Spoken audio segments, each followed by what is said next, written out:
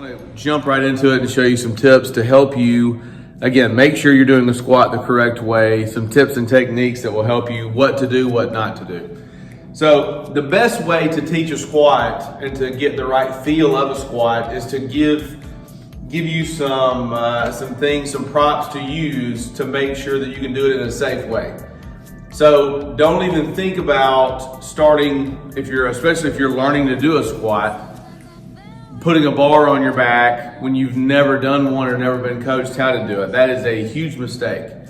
What I always have clients do, either a chair or a bench, something to give you a point of reference and that you can use to move off of to make sure that you're getting the feel right.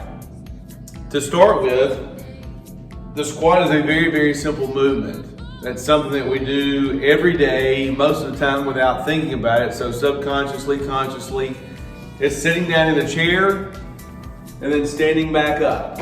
Is really all a squat is. We tend to make it too hard if we stay on the front side of our foot or on the ball of our foot too much, which creates too much shear force on our knees. Shear force meaning that my knee is going out in front of my foot like this, way too far in front, instead of using the big muscles, the hips, the glutes, the quads, the hamstrings more, using them the right way. So you want to really keep the weight more on the heel. And we want to really think about staying on our heels more as we squat down. And I say really push your hips back as far as you can. You can use a little rest. You can use a little bit of momentum to come up, especially when you're learning the squat. Squat down slowly, reach back with the hips, drive through the heels to come back up especially. But again, the weight should be 70 to 80% should be really on the heel of the foot more than the ball of the foot. Now when you come up, it's a little bit different story, but on the way down again, staying about 80% on the heel. When you come up to the top, you're pushing through the heels on the initial phase of the push-up. And as you stand up, if you're turning that into something else, whether it be a toe raise, something else, of course you'd push the weight more to the front of the ball of the foot at that point.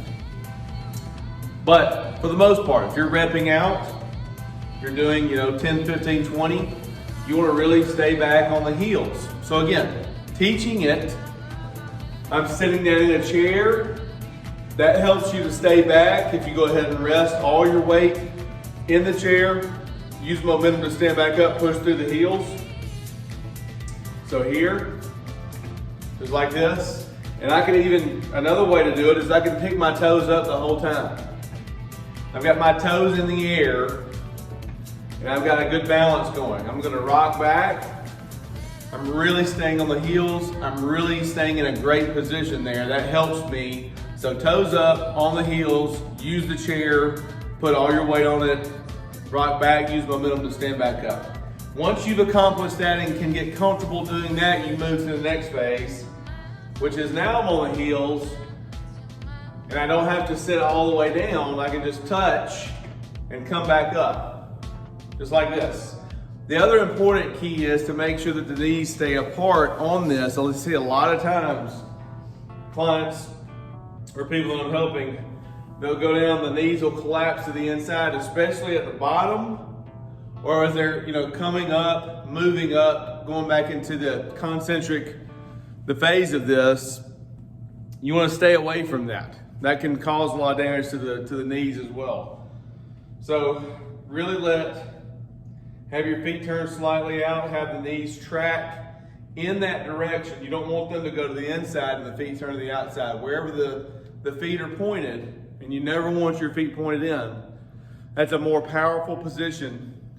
The more your feet, when you open your feet like this, it really opens up the hips to be able to work properly. Like that. Again, you want to stay away from a collapsing knee on this. So I hope those really about 4 or 5 things have helped and will help you in your program to know how to do something, to know how to do the squat the right way, again, to avoid injury so that you can continue squatting. And then of course, once you've mastered that and you can get 3 to 4 sets of 20, 25 reps is what typically kind of our rule with clients, then you can start adding weight to that if you wish. You don't have to do that.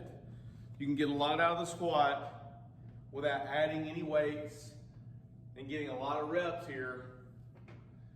Really, really good exercise. Again, just want to help you to make sure you're doing it the correct way. Try that out, try those out. I know they'll help you. Again, I'm Brian Burns, APC Nourish Health and Wellness Expert, Biomechanics Expert. Thanks again for joining me, and we'll see you next time.